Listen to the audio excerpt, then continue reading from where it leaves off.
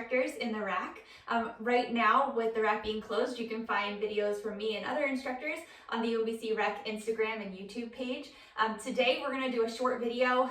We're going to do an introduction to the Surya Namaskar A, or the first sun salutation. So this is a series of poses that comes up a lot in yoga. If you've been to a yoga class, you've probably done at least one of these poses.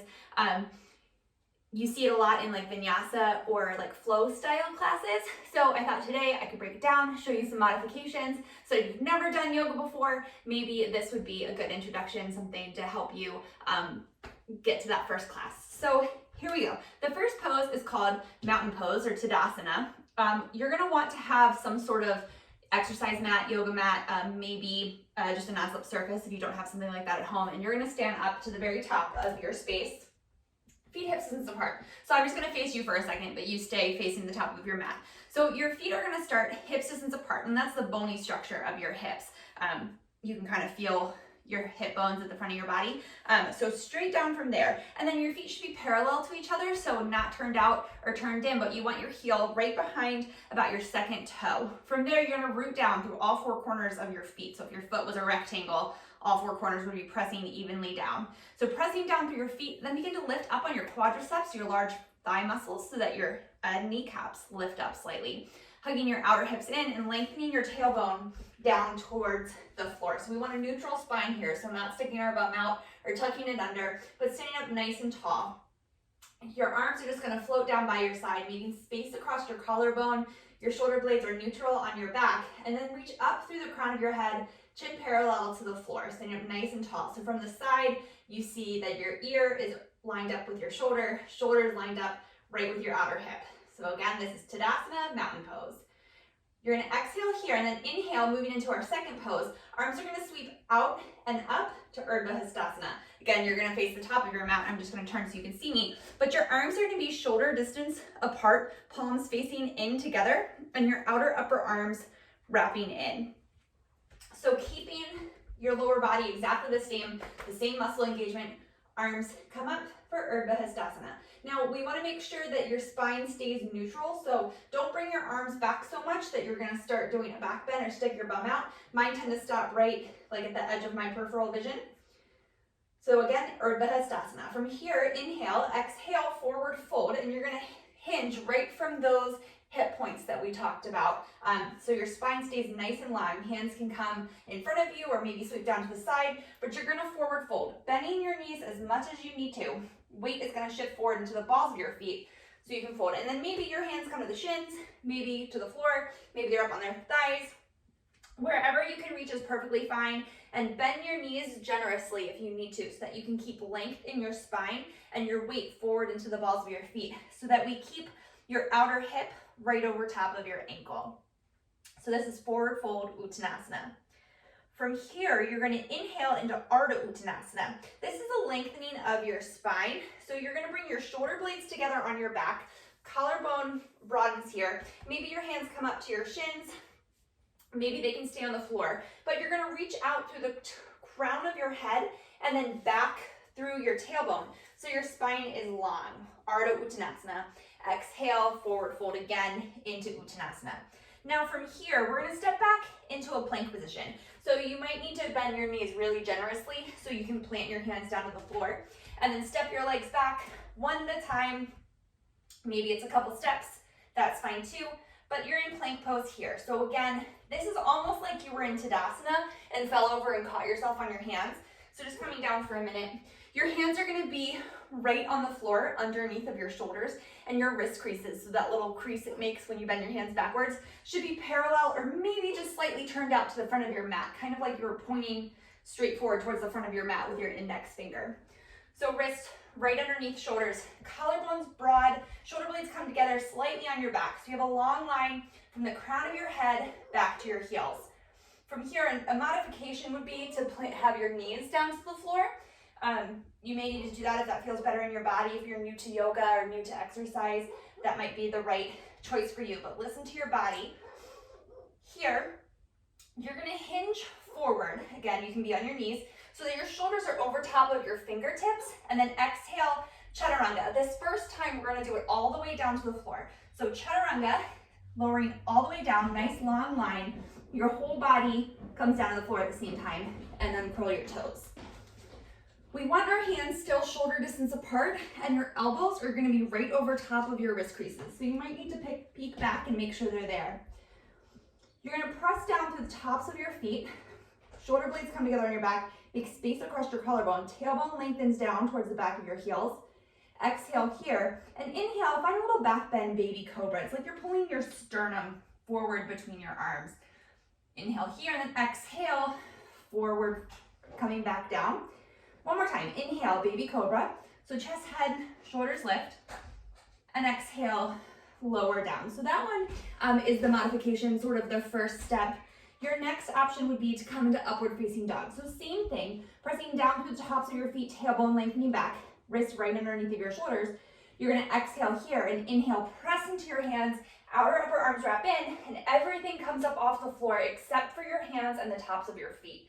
So we want our spine to be long. It is a back bend here, but make sure you're still lengthening your tailbone back, wrapping your outer upper arms in, maybe looking up a little bit if that doesn't strain your neck. Then lifting from your inner thighs, hips are gonna come up and back to downward facing dog. So a little bend in your knees. Here, this is an upside down V shape. We wanna prioritize length through our spine over getting your heels down. So hands are still shoulder distance apart, maybe slightly wider, with your wrist creases parallel or slightly turned out to the front edge of your mat. Your ears will come right between your biceps, and your outer upper arms, your triceps, will wrap in toward your face while your forearms lift up and away from the floor. Now you want to relax your your shoulders back away from your ears so you're not, crowding your neck. Again, prioritizing length in your spine here. So lift your sits bones, those bony protrusions at the bottom of your bum, lift them up to where the wall and ceiling meet behind you. Your feet are still going to be hips distance apart and parallel to each other.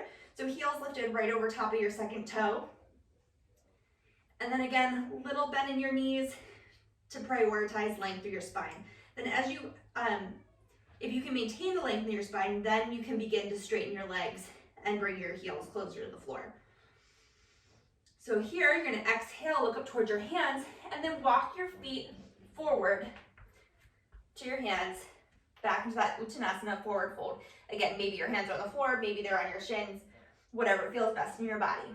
Again, inhale, Ardha Uttanasana, so finding that length in your spine, shoulder blades come together on your back, collarbones broaden. Exhale, fold.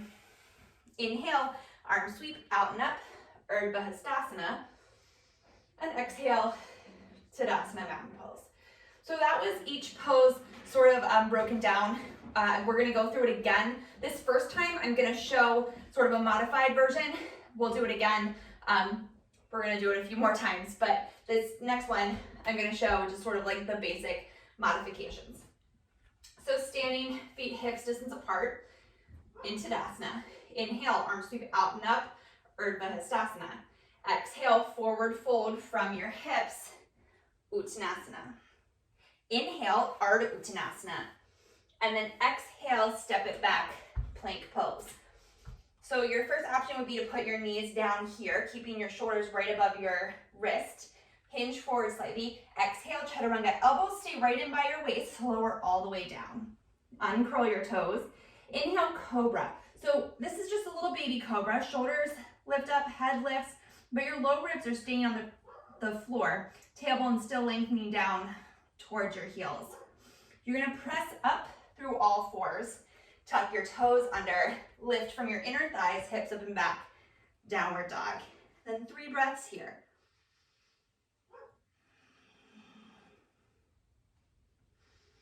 Lifting your tailbone up, pressing through your hands. 1 more breath.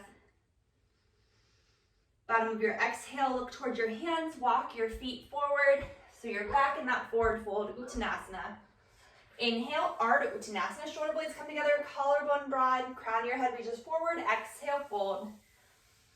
Inhale, arms sweep out and up, Urdhva Hastasana. And exhale, hands to your side, Tadasana. So you can stay right there with that option, or you can take it up just a little bit more. So again, feet hips distance apart, Tadasana Mountain Pose. Inhale, arms sweep out and up. Urdhva Hastasana, exhale, forward fold. Inhale, Ardha Uttanasana. Exhale, step it right back into plank pose. Inhale here in plank. Exhale, shoulders hinge forward, lower halfway down. And then inhale right up into upward facing dog.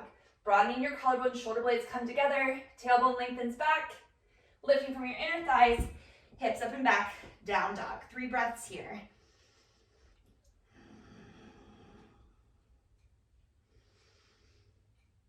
One more breath. Bottom of your exhale, look towards your hands, walk your feet forward, forward fold. Inhale, Ardha Uttanasana. Exhale, fold. Inhale, arms sweep out and up, Urdhva Hastasana. And exhale, hands to your side, Tadasana. All right, we're gonna do it one more time. You pick the option that feels best for you. I'm gonna show just a couple other things. If you wanted to take it up a notch, feel free. So standing in Tadasana, mountain pose.